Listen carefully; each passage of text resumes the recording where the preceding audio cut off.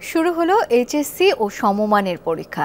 প্রথম দিন বাংলা প্রথম পত্রের পরীক্ষা শেষে শিক্ষার্থীরা জানান ভালো দিয়েছেন, পরীক্ষা সহজ ছিল প্রশ্নপত্র। কেন্দ্রীয় পরিদর্শন শেষে শিক্ষা উপদেষ্টা অধ্যাপক ডক্টর চৌধুরী রফিকুল আবরার জানান, অতীতে পাবলিক পরীক্ষায় প্রশ্ন ফাঁসের তিক্ত অভিজ্ঞতা বিবেচনায় নিয়ে পরীক্ষার সুষ্ঠু ও সুন্দর পরিবেশ নিশ্চিতে সরকার সচেষ্ট। স্টে সেফের ডাবল লেয়ার প্রোটেকশনই পিরিয়ডের হেভি ফ্লোর দিনগুলোতে আমাকে রাখে নিরাপদে। Stay safe. গেল বছরের বন্যা, জুলাই আন্দোলন আর তার আগের বছরগুলোতে করোনা মহামারীতে নানাভাবে বাধাগ্রস্ত হওয়ার পর এই প্রথম এমন উচ্ছ্বাসে পরীক্ষা দিচ্ছেন এইচএসসি ও সমমানের পরীক্ষার্থীরা। পরীক্ষা শেষে নিজেদের কথা জানান উচ্ছ্বসিত এইসব শিক্ষার্থী। বাংলাতে এ প্লাস আসবে। প্রশ্ন অনেক সহজ হয়েছে, আমরা কমন পেয়েছি, 7টাই কমন পেয়েছি। ইচ্ছা তো এ প্লাসের প্রিপারেশনই আমরা নিয়েছি, তবে খুব হার্ড হয়নি, বাংলার মতোই সহজ হয়েছে। নকলের কোনো ওয়ে ছিল না, আর ঘাট ভালো ছিল এবং কোশ্চেনের মানও ভালো ছিল। এর আগে সকাল 10টায় শুরু হয় পরীক্ষা। নির্ধারিত সময়ের আগেই কেন্দ্রে হাজির হন শিক্ষার্থীরা।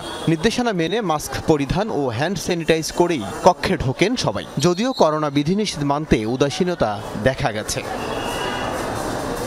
তখন বাইরে অপেক্ষায় উদ্বিগ্ন অভিভাবক, সন্তানের শুভকামনায় অশ্রু সজল কেউ কেউ। টেনশন লাগতেছে, আল্লাহ যাতে ভালো করে দিতে পারে। আশা করি জিপিএ 5 পাবে, দোয়া করি যে ভালো রেজাল্ট আশা করি। বেলা 11টার দিকে ভাষানটেক সরকারি কলেজ কেন্দ্র পরিদর্শন করেন শিক্ষা উপদেষ্টা অধ্যাপক ডক্টর চৌধুরী রফিকুল আবরার। নিয়ম মেনেই কক্ষের বাইরে থেকে দেখেন সার্বিক ব্যবস্থা। পরীক্ষা চলাকালীন গণমাধ্যম কর্মীদেরও ছবি ধারণে নিরুৎসাহিত করা হয়।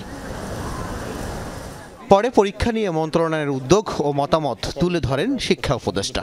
চ্যালেঞ্জ অনেক, এবং অতীতের যে আমাদের যে সমস্ত অভিজ্ঞতা ছিল, প্রশ্নপত্র ফাঁস থেকে শুরু করে অন্যান্য সমস্যাদি ছিল, সেগুলো থেকে আমরা শিক্ষা লাভ করে যেভাবে এসএসসিটা করেছি, এইচএসসিটাও আমরা সেভাবে অর্গানাইজ করতে চেষ্টা করছি।